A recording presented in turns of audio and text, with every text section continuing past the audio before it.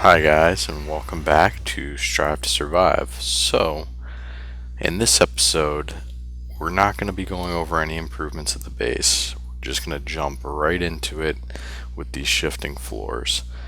The only thing I did want to show you guys is that I ended up completing this drop tower here. And at the bottom we're leaving some empty spaces because we're going to put hoppers down there that'll feed into a chest.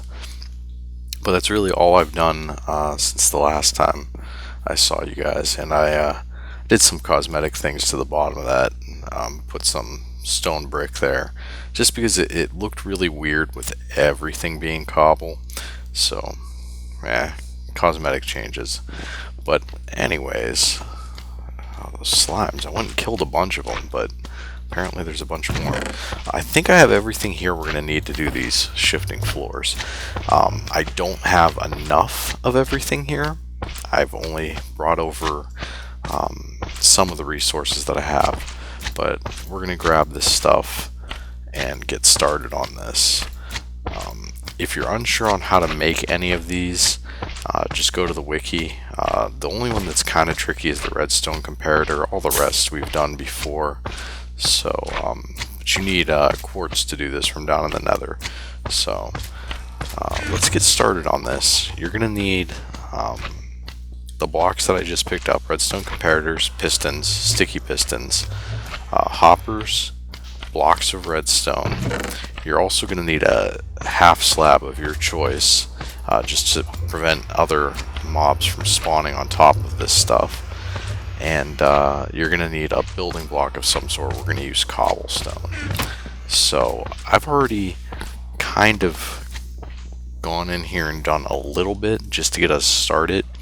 What you want to do is on one side of the spawning pads, which we're going to choose the right, you're going to have the pistons be right next to the spawning pad.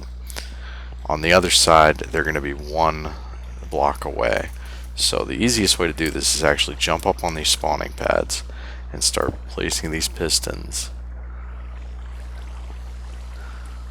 So you're just going to place them like this so that they're all facing these pads, and then do the same thing on the other side. So you'll see there's a gap in between the piston and the spawning pad. You need to have that or this will not function properly. So now remember, everything that we're doing for this bottom level, you're gonna have to do for the top level as well. So it's just something to keep in mind when you're planning these resources. Now those blocks were just there so that we could easily place the pistons. We're gonna knock those out actually, but there needs to be a block below those. So it was too high, we're knocking out the top block. So we're going to do that on both sides, and like I said, we'll be knocking down these walls a little bit to make room for this, but let's just do that on both sides. So next you're going to need your redstone comparators, and we're going to have to actually knock this wall out now because we're going to run out of room really quick. Now on one side you're going to need to put one redstone comparator for each piston. On the other side you need 3 redstone comparators. So because we want this to be the smaller side, just because I have that spawn tower there, that's just the way I want it to look for aesthetics sake, we're going to be putting the one comparator on this side. So you're just going to place that facing into each one of these pistons all the way down the line, and that's really all you're going to do on this side. On the other side, this is going to take a little bit because we have to knock out this wall to make room to do this, but then also we're going to have to knock out some half slabs here, namely this row right here, because we're going to have to replace that with a full slab, or a full block rather, like that. And you're going to want to put 1, 2, 3 comparators in a row, just all the way down. So you can see this process is pretty resource intensive. This is definitely not a farm that you could build right when you start off the game. And because we have those there, you actually can't jump. You can walk through it after you're already up there, but you're not able to jump in for some reason. But not a big deal. On this side, we're going to go back over here. And what we want to do now is we're going to be placing some of our hoppers. But this is going to be kind of difficult to do. So the way that we're going to do this is just put cobblestone blocks there just for right now. And then we're going to shift click into each one of the cobblestone blocks. And there we go. Now we have to tear these cobblestone blocks back out. And you want to make sure that these hoppers are all facing in. There we go. Now with your remaining hoppers, you want to shift click those hoppers. And I'll show you what that looks like down here on the end. So they should be connecting on the bottom. And hopefully we have enough to at least get one side of this done. So we've already got a problem here. And I believe, let's knock that out. Let's see what the problem was. Is there something? Yeah, there's a piece of cobble stuck in there somehow. There we go. Maybe we didn't get it. Well, this kind of illustrates the point of what this is going to do. But there we go. We don't want that piece of cobble in there, definitely. There we go. Okay. So there we go. The hoppers are all in place now. Now the next step, you're going to put a piece of cobble, or actually the easiest way to do this is just to place a piece of, or a block of redstone on this back hopper here. Oops, which is kind of hard only because we've got all these half slabs, so it's difficult to get up where you need to be. But yeah, go ahead and come out here. You want to knock out a couple of these blocks, which is going to cause problems. You can see what happens, and you're probably getting a pretty good idea of what how we're gonna get this to work. But first, let's put a block of redstone on the back of each one of these. So hold shift, place your block of redstone. That will also get these hoppers to stop firing. And now there should be nothing in the front hoppers because the block of redstone is actually providing power to the back hoppers. So any of those pieces of cobble should be in the back hopper. And actually what you want to do is take every hopper that's empty on the back row, which is not very many luckily. You want to actually put a piece of cobble in there because that's going to be required at the end. You don't have to use cobble, you can use whatever you have. You could use zombie flesh even, but we're going to use cobble because I left all the zombie flesh at the other farm. Next step is going to take your sticky pistons, and this is going to be kind of rough because you need them to go, well, I'll just show you. That's the easiest way. Put this block over here, like that, and then your sticky pistons are going to go, well, see, we don't want to block these off because if we start knocking out any more, they're going to fall into those hoppers and we're going to have problems. So we're going to work from this side, but not like that, we're not. Now it becomes basically a jumping puzzle. But basically what we want to do is place these sticky pistons like that so they're facing against the redstone, so they're going to push the redstone block out, but the back of them is facing against this row of cobble here. So we'll go along and we'll do that for this entire row.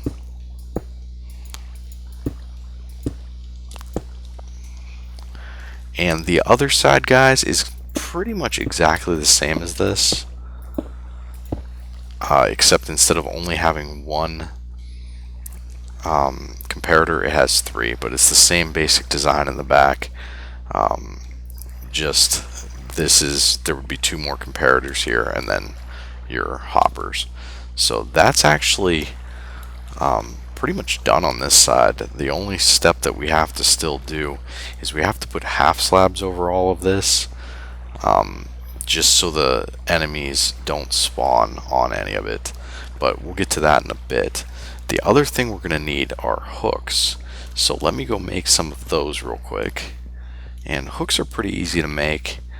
They're actually called tripwire hooks if you look them up on the wiki. And you're going to need iron, you're going to need sticks, and wood, which we have both. So your blocks go on the bottom, your iron goes on the top, and your stick goes in the middle, and you'll get 2 tripwire hooks for each. So we need 8 for that side. So we'll make 16 so that we can get the whole bottom done. But we'll only use the 8 for the one side. So let's head back in here. And like I said, this part is pretty much done at this point. It's just a matter of putting these hooks in place, and they go right at that level. You can actually put them up 1 block, which is what we might do since all the witches are too high. If you were building this for a spider farm where they're only 1 high, you would want to put them on this bottom level. But since we're building it for a witch farm, we're going to go like this and go. Actually, no, we won't. We want to keep it the way it is, because this way, when they're activated, it will cause these blocks in the back to actually do their job. So let's can we knock those out? We can leave those, that doesn't matter. This block does need to go though. And let me go and grab some more resources, guys, and I'm going to work on this side real quick, because it's just the same as the other side, except pushed out a little bit. But I'm going to do that off camera, guys. I'll catch back up with you once I have this side done too, and then we'll move on to the next step. So I'll see you in a couple seconds. Alright guys, so I've got the other side set up. It's exactly the same, except outside that 3rd comparator instead of outside the 1st. So, and you can see I've got cobblestone out on this one too. But other than that, it's exactly the same. Now, and I've put the hooks along the wall there too. And that's on the same level as the sticky pistons. So, now comes the fun part. We get to put a bunch of string in between these hooks and then test this. This is where this actually becomes dangerous for us as the player. Set. Just want to make sure that this string is actually connecting, because it kind of looks like it's not.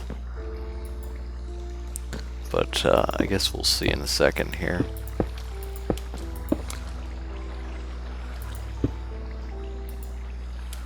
Yeah, that definitely did not connect.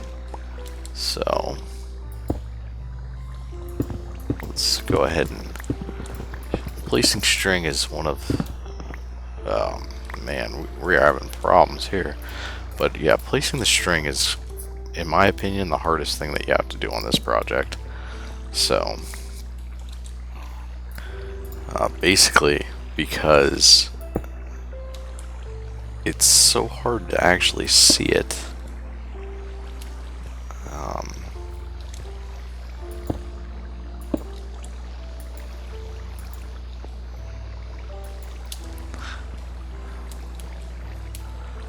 See, we've got a bunch of issues right now with this string. Just not going where we want it to. But There we go. We need it to all connect, and for some reason it is not playing nice with us right now.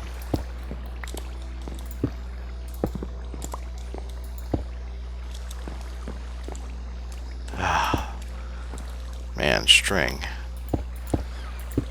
Not very fun. Yeah, you can see it's just not connecting correctly. Because this one is along the top of that block. And yeah, just not playing nice. So let me mess with this a little bit, guys. But you get the basic idea is we need this string to actually connect and activate these tripwires here. So that's not even close. Alright, but I'm going to mess with it a little bit, guys, and once I get it figured out, then I'll catch back up with you.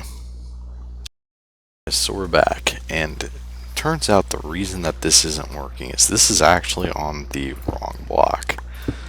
So that actually explains quite a bit. You actually need to knock out this row right here, and I'll show you why in a minute. And you need to knock out this row if it's there for you. It might not be there on the other side. But there we go. We need this block, this cobblestone block anyways, to be above the pistons here. So right there is where you actually want the cobblestone. Not where it was. I tried to use this structure a little bit to help us along, and it ended up just biting us. So then the next step is to put these half slabs of your choice down, and you're going to put those actually starting there all the way up to the piston. That will prevent anything from spawning right there, and it should also keep the, well, I mean, the witches can't spawn there anyways, and they won't be able to wander onto these pads, but we're just doing this as a safety precaution, I guess. But there we go. Then your hooks go on that level, so we're gonna have to make that same adjustment on the other side. So get rid of that string right there, and actually get rid of these.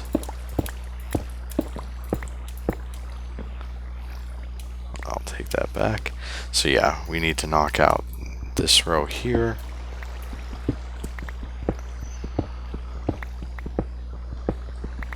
All the way over. So this is one case where looking back at my notes actually came in handy. So we'll go like this. It actually works out pretty well on this side. And then same thing, you want to do your half slabs.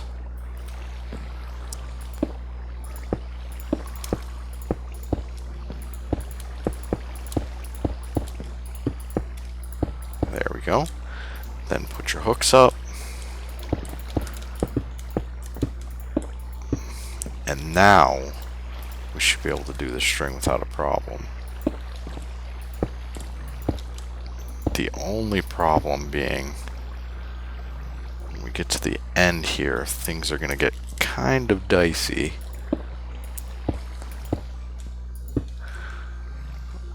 Only because it's going to, yeah, see, now the machine is on.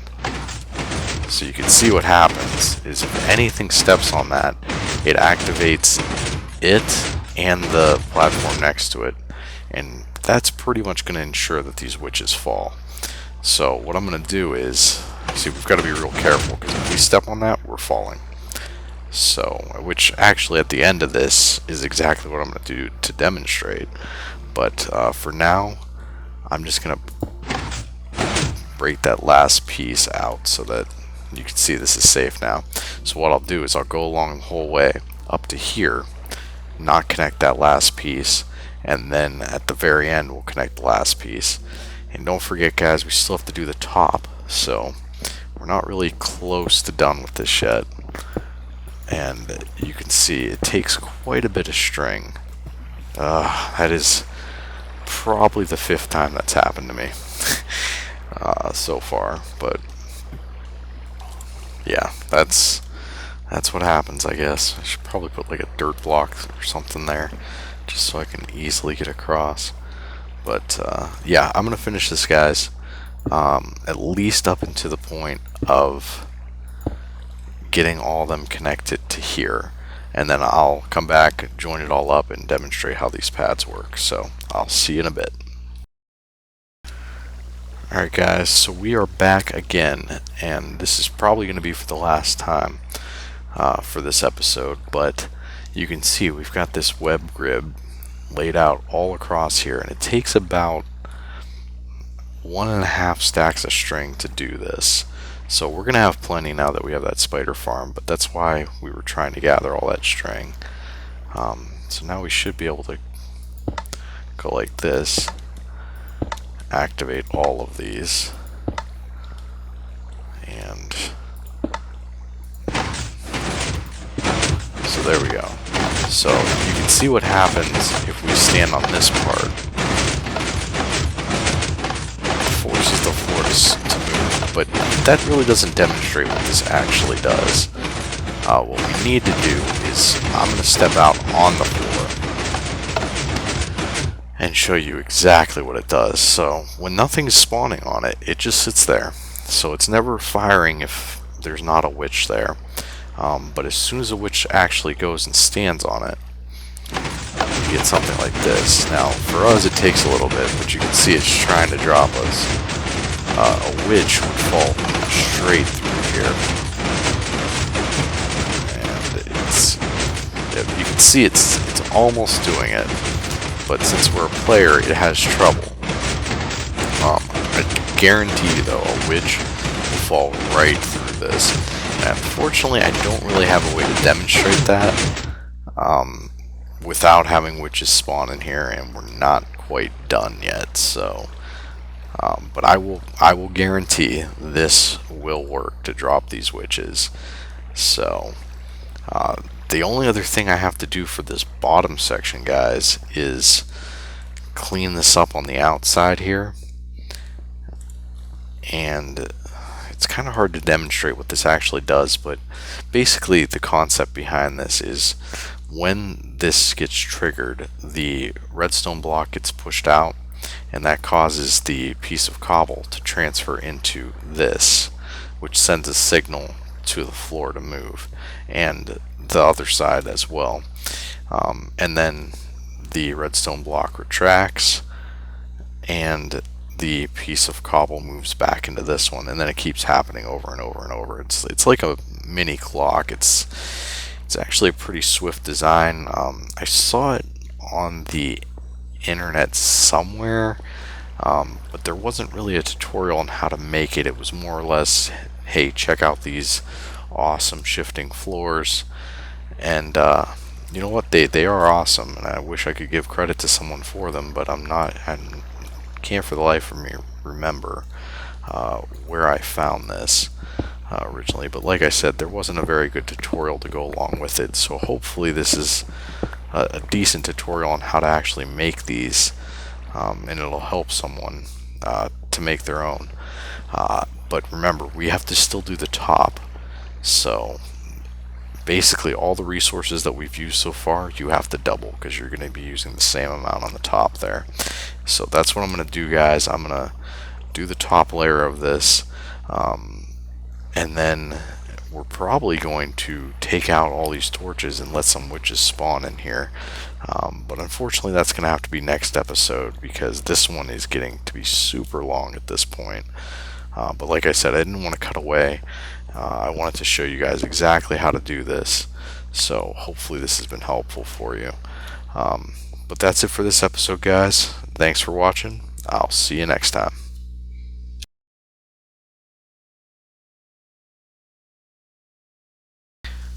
Alright, guys, so I know I said that was the end of the episode, but Surprise, we're back again. So we weren't getting any witch spawns at the end of the last episode, and I found that there's a reason that that's happening. Something that I couldn't really test in the test world that I have, because there's not really witch farms in the test world. But you could see we are getting spawns now.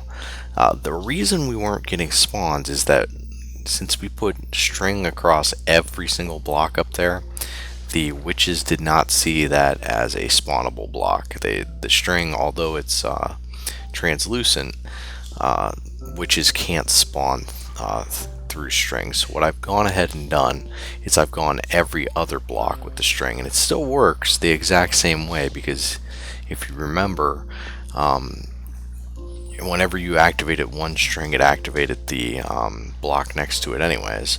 So yeah, the spawning pads work exactly the same way. There's just less string involved, so you actually need less resources. So I guess all in all, it's a good thing. We're probably getting witches at about 6 every 5 minutes or so, so it's not a very fast spawner. I'll show you. This is what we've got so far out of them. Somehow a zombie spawned in there, and 2 skeletons spawned in there, so that's what that stuff's doing. But yeah, we've got some sugar, some glowstone, some spider eyes, even some redstone and gunpowder out of them, so it is working. But yeah, it's not the fastest. The other thing I noticed was when the witches were getting to the top, sometimes you would have 3 or 4 of them spawn at the same time, and they would go up the spawning elevator, and then only 2 or 3 of them would actually fall and die. And what I found was the spawning tower was actually more than 32 blocks away, the top of it, so some of them were despawning. So that's a problem, and there's not really a good solution. The bare minimum that you can drop a witch and kill them is 29 blocks. So that's what I've turned this into. This is actually a little bit shorter. I don't know if you can tell, but it's a little bit shorter. I've lowered everything by a little bit. So at this end, it's exactly 29 blocks to the ground here. And then I just adjusted accordingly, and it took it down by probably 3 or 4 blocks at that end.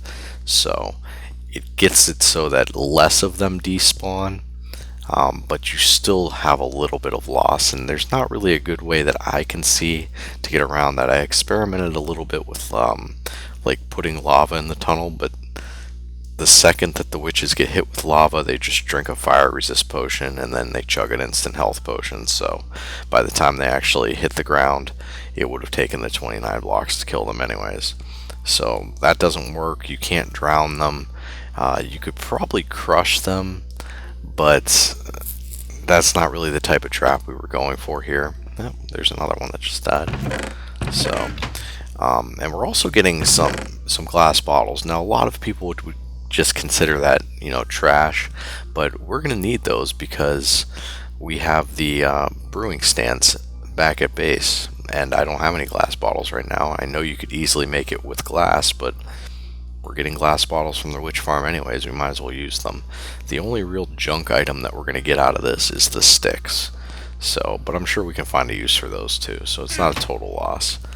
But yeah, like I said, you get probably 5 or 6 witches every 5 minutes, so it's not the quickest spawner. But if you're gonna AFK for a while, I mean, you could feasibly just go AFK here for an hour or 2 and get some pretty decent resources out of it. So it's definitely worth doing, and hopefully we'll recuperate all the redstone that we ended up using in this project. That was my main goal here, was to get glowstone and redstone out of this, so that there we go, there comes some more, so that we didn't have to really go down into the nether for that glowstone, because I really don't like getting glowstone out of the nether. It always seems to be above lava, and me and lava don't get along very well. So but that's it for this episode for real this time, guys. I just wanted to share those kind of fixes and updates for you. So make sure, if you're building this along with me, take out every other row of string, so that the hooks actually still connect, but the row in between them is blank, because only on the blank rows will the witch spawn. And if you can, there we go, lower this a little bit, it'll help with your actual spawns getting to the drop. So, but yeah, like I said, guys, that's it for this episode. Thanks for watching. I'll see you next time.